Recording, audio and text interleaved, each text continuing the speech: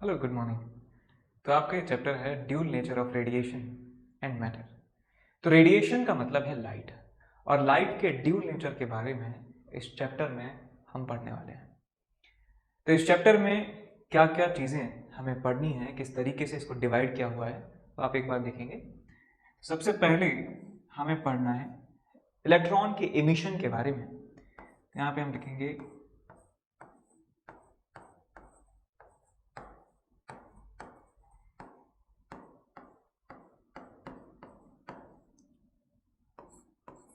उसके बाद photo electric effect के बारे में हम पढ़ेंगे।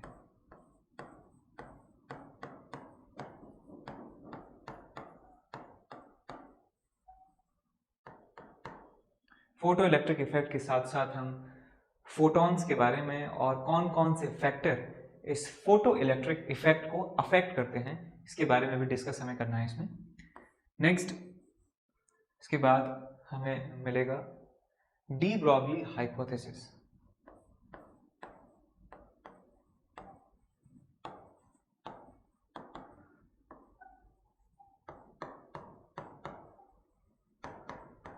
इसके बारे में हमें पढ़ना है। लास्ट में डेविसन जर्मर्स एक्सपेरिमेंट भी था, लेकिन वो इस साल सिलेबस से हटा दिया गया है, तो उसको भी एक बार देख लेंगे लास्ट में। ठीक है, ओके। तो इस वीडियो के एंड में हमने डेविसन जर्मर के बारे में डिस्कस किया है। यदि टाइम मिलेगा तो ऐड कर देंगे, नहीं तो पोस्ट प्रोसेसिंग में इस क्लिप को हटा देंगे। ठीक है, तो नेक्स्ट हम बात करते हैं इलेक्ट्रॉन एमिशन की। इलेक्ट्रॉन एमिशन का मतलब क्या है पहले सीख लेते हैं कि किसी मेटल की सरफेस से इलेक्ट्रॉन को निकालना, इलेक्ट्रॉन्स को इजेक्ट करना कहलाता है इलेक्ट्रॉन एमिशन। तो यहाँ पे इसका डेफिनेशन एक बार लिख लेंगे। This is removal of electrons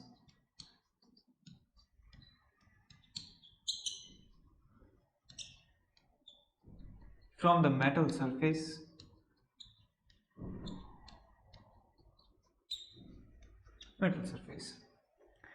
तो एक बार इसको भी थोड़ा सा और डिटेल में डिस्कस कर लेते हैं। तो मान लीजिए ये एक मेटल का सरफेस है, देखते हैं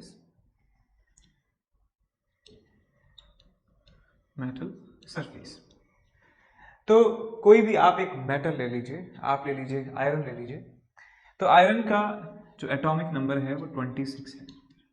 इसका इलेक्ट्रॉनिक कॉन्फ़िगरेशन यदि आप लिखेंगे तो आपको दिखेगा 1s2 2s2 2p6 3s2 3s2 3p कितने हुए 2 4 6 10 तो 12 और 3p6 और यहाँ पे आएगा 4s2 हो गया जी 2 4 6 10 12 6 18 तो 20 एंड 3d6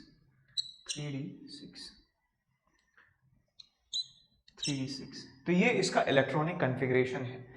तो यदि हम बात करें कि सबसे जो लास्ट वाले ऑर्बिट में जो इलेक्ट्रॉन्स हैं, जो डी ऑर्बिटल में जो इलेक्ट्रॉन्स हैं, वो कहलाएंगे वैलेंस शेल कहलाएगा। ये वैलेंस शेल के इलेक्ट्रॉन्स हैं। इनको यदि थोड़ा सा अमाउंट ऑफ एनर्जी दे दिया जाता है तो ये मेटल की सरफेस को छोड़कर बाहर निकल जाते हैं। तो यदि हम इसको कुछ एनर्जी दें, इस मेटल की सरफेस पर कोई एनर्जी इंसिडेंट करवाएं, तो ये इलेक्ट्रॉन्स जो हैं इस मेटल की सरफेस को छोड़कर बाहर निकल जाते हैं। अब देखिए कि मान लीजिए हमने कोई भी हमने किसी तरीके से एनर्जी दिया इस मेटल सरफेस को, और यहां से इलेक्ट्रॉन्स बाहर निकल गए, इलेक्ट्रॉन्स यहां से निकल गए बाहर, इलेक्ट्रॉन्स यहां से निकल गए बाहर। अब यदि किसी न्यूट्रल ऑब्जेक्ट में से इलेक्ट्रॉन्स बाहर निकलते हैं तो यहां पर क्या जनरेट होगा, यहां पे एक पॉजिटिव चार्ज यहां पे जनरेट होगा, पॉजिटिव चार्ज इस जगह पे जनरेट हो जाएगा। अब इलेक्ट्रॉन नेगेटिवली चार्ज है, यहां पे पॉजिटिव चार्ज है, तो ये पॉजिटिव चार्ज इस इलेक्ट्रॉन को अट्रैक्ट करता है, इसको बाहर निकलने से रोकता है, इसको बाहर निकलने से रोकता है।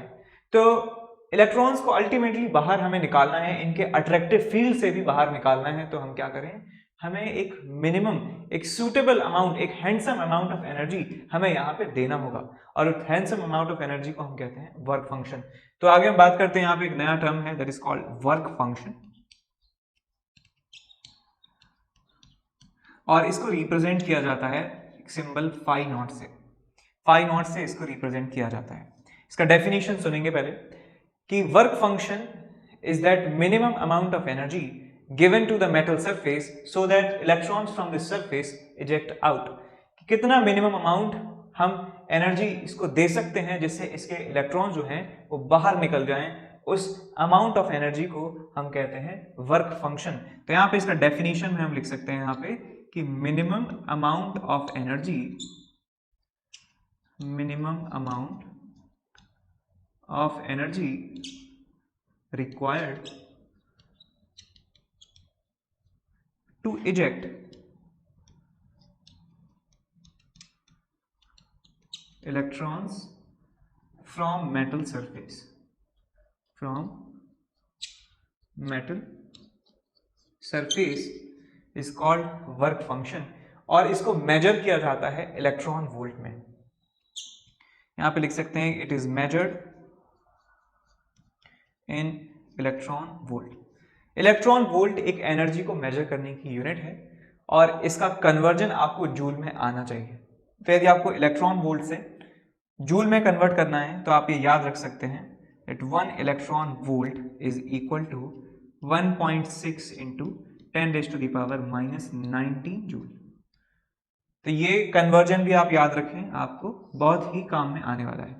10⁻⁻19 इंटू 1.6 जूल के बराबर होता है 1 इलेक्ट्रॉन वोल्ट। आगे वर्क फंक्शन के बारे में एक बात और है कि ये वर्क फंक्शन जो है ये मटेरियल टू मटेरियल डिपेंड करता है कि कौन सा मटेरियल यहाँ पे इस्तेमाल कर रहे हैं, और वर्क फंक्शन की वैल्यू इंसिडेंट एनर्जी पे डिपेंड नहीं करती है। ये मटेरियल स्पेसिफिक वैल्यू है कि किसी मेटल के लिए अलग और किसी और मेटल के लिए ये अलग होने वाला है। इलेक्ट्रॉन इमिशन के यहाँ पे 4 टाइप्स आपको दिखाए गए हैं मेनली। तो इसमें सबसे पहला जो टाइप है वो है थर्माइनिक इमिशन, दूसरा है फील्ड इमिशन, थर्ड है फोटो इलेक्ट्रिक इमिशन और फोर्थ है सेकेंडरी इमिशन। इन सब के बारे में थोड़ा थोड़ा डिटेल जो है हम देखते हैं। तो सबसे पहले थर्माइनिक इमिशन जो है, इसमें वर्ड से ही आपको समझ में आ रहा होगा।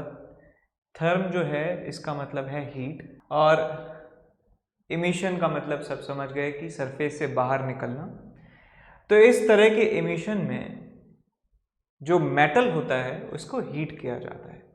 मान लीजिए मेटल की प्लेट है और इस मेटल प्लेट को हीट किया जाता है, इसको सप्लाई किया जाता है हीट।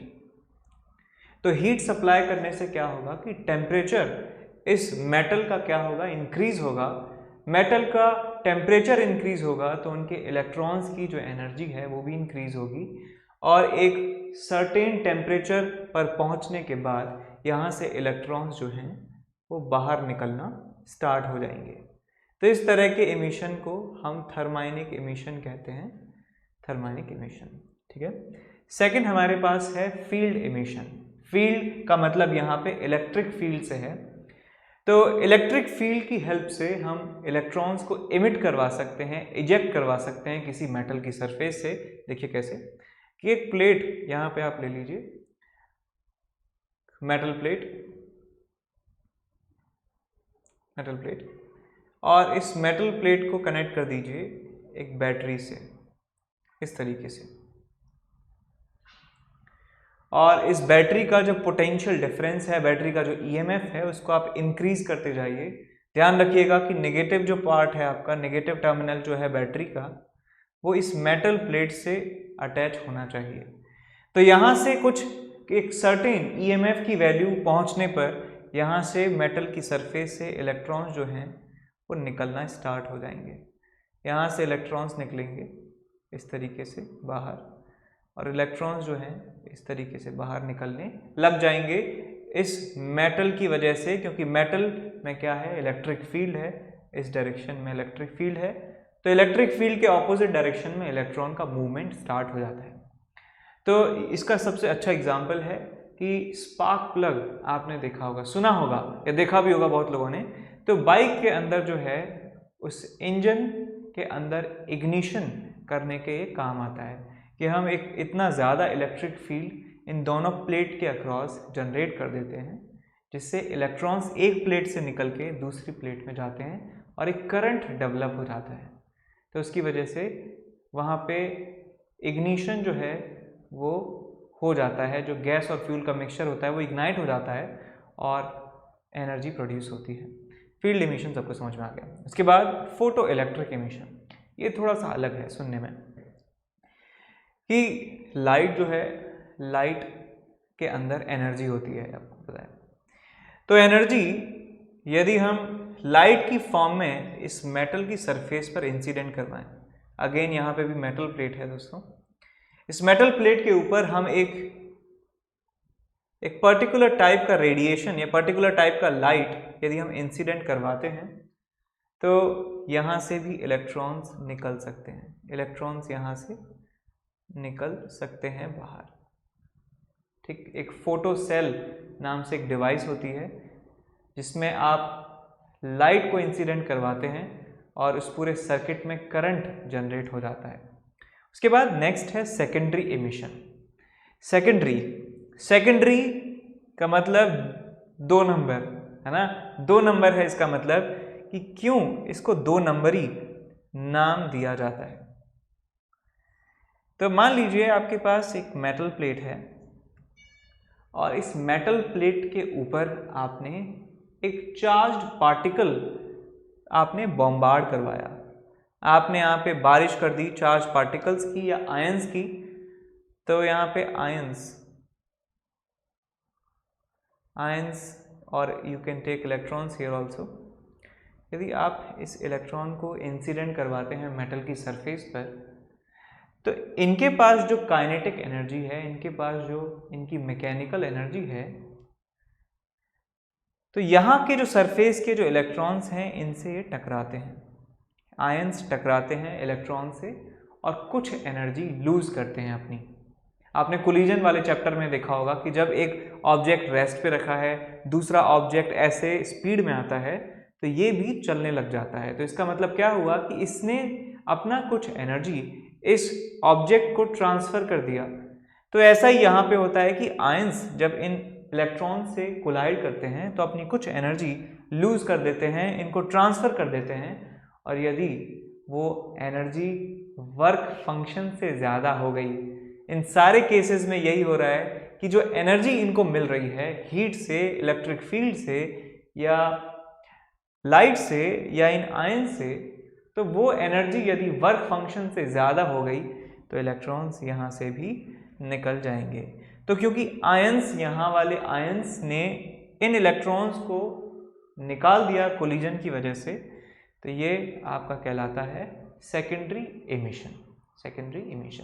इस सेकेंडरी एमिशन से निकलने वाले जो इलेक्ट्रॉन्स होते हैं उनका इस्तेमाल किया जाता है कि माइक्रोस्कोप, इलेक्ट्रॉन माइक्रोस्कोप में इनका इस्तेमाल किया जाता है कि हम सेकेंडरी एमिशन से निकलने वाले इलेक्ट्रॉन्स को रीड करते हैं और हमें एक पर्टिकुलर इमेज जो है, एक स्पेशल टाइप की इमेज हमें मिल जाती है। तो कुछ पॉइंट्स के बारे में डिस्कस कर लेते हैं फोटॉन्स के बारे में, कि लाइट को माना जाता है कि लाइट फोटॉन से मिलके बनी होती है। रेडिएशन जो है वो एक बहुत ही छोटे particle that is called photon से मिलके बनी होती है। और फोटॉन की क्या क्या प्रॉपर्टीज हैं वो भी एक बार सुन लें कि फोटॉन इलेक्ट्रिकली न्यूट्रल होते हैं, तो इलेक्ट्रिक मैग्नेटिक फील्ड का कोई असर उनके ऊपर नहीं पड़ता है। Electromagnetic field, electric field, magnetic field का कोई भी असर इनके ऊपर नहीं पड़ता है। ये मासलेस होते हैं, ये चार्जलेस होते हैं, इनका कोई मास डिफाइन नहीं है, इनका कोई चार्ज डिफाइन नहीं है। They are electrically neutral and their rest mass is 0। अगला, जो स्पीड लाइट की होती है वही फोटॉन्स की होती है, यानी कि वैक्यूम में इनकी स्पीड होगी 3 × 10⁸ मीटर पर सेकेंड अप्रॉक्सीमेटली। उसके बाद हर एक फोटॉन की यदि सोर्स एक है तो फोटॉन उससे जितने भी निकलेंगे, जितनी भी लाइट निकलेगी, उन सब का एक डेफिनेट एनर्जी होगा और एक डेफिनेट लीनियर मोमेंटम होगा। तो यहाँ पे लिखा है कि ईच फोटॉन के पास एक पर्टिकुलर एनर्जी होती है और एक पर्टिकुलर लीनियर मोमेंटम होता है। एनर्जी की वैल्यू h न्यू के बराबर होगी, और या फिर इसको लिख सकते हैं hc/λ। ये एनर्जी ऑफ फोटॉन है दोस्तों, energy of photon, where h is Planck's constant. h क्या है आपका? प्लैंक्स कांस्टेंट, जिसकी वैल्यू 6.6 × 10⁻⁻34 जूल सेकंड के बराबर होती है। और बात करें इसके लीनियर मोमेंटम की या मोमेंटम की, तो ये मोमेंटम का जो फॉर्मूला होता है P = h/λ। P = h/λ, और इसको ये भी लिख सकते हैं, इसको E/C भी लिखा जा सकता है, E/C भी लिखा जा सकता है। इस फॉर्मूले को इसमें पुट कर देंगे, लैम्डा की वैल्यू यहाँ से hc/E पुट कर देंगे तो आपको मिल जाएगा ये वाला फॉर्म E/C। तो ये लीनियर मोमेंटम है P और ये आपकी एनर्जी है फोटोन की। H की वैल्यू बताई दी आपको 6.6 × 10⁻34, इसको कहते हैं प्लैंक्स कांस्टेंट। और क्वेश्चंस करते टाइम hc की जो वैल्यू है उसको आप ले सकते हैं, क्वेश्चंस करते समय hc की जो वैल्यू है वो आप ले सकते हैं 12400 इलेक्ट्रॉन वोल्ट एंगस्ट्रॉम। ये वैल्यू क्वेश्चंस करते समय आप इस्तेमाल कर सकते हैं, ठीक। उसके बाद अगला जो हमारा पॉइंट है उसमें कहा गया है कि पार्टिकल का फोटोन के साथ यदि कोलिजन होता है, मान लीजिए कोई एक पार्टिकल है और उस पार्टिकल का कोलिजन होता है फोटोन से, तो उस केस में हम लिनियर मोमेंटम कंजर्वेशन और मैकेनिकल एनर्जी कंजर्वेशन या एनर्जी कंजर्वेशन वहाँ पे इस्तेमाल कर सकते हैं। So in case of collision with a particle, तो एनर्जी और मोमेंटम जो है वो कंजर्व करा सकते हैं कि initial total energy is equal to final total energy of the system and initial momentum of system is equal to final momentum of system. उसके बाद ये इंपॉर्टेंट है पॉइंट जो है सबसे लास्ट का, मुश्किल भी है समझने में, क्योंकि लाइट बनी हुई है पार्टिकल से, पार्टिकल्स का नाम है फोटोन। तो यदि हम किसी लाइट की, किसी रेडिएशन की इंटेंसिटी बढ़ा देते हैं, इंटेंसिटी यदि हमने बढ़ा दी है तो इसका मतलब बस ये होगा कि number of photons per unit time जो पास हो रहे थे उस एरिया से, उनकी संख्या बढ़ जाएगी, उनकी एनर्जी अभी भी वही रहेगी। Energy of photon depends only on frequency और लैम्डा। लैम्डा और फ्रीक्वेंसी के अलावा एनर्जी किसी भी बात पर डिपेंड नहीं करती है। तो यहाँ पे कहा है कि इंटेंसिटी यदि बढ़ाएंगे या घटाएंगे तो फोटोन की एनर्जी पर कोई भी फर्क नहीं पड़ने वाला है, बस number of photons passing through that particular area in unit time will change. तो यहाँ पे लिखा है कि नंबर ऑफ फोटॉन्स जो हैं पासिंग पर second through that given area will increase.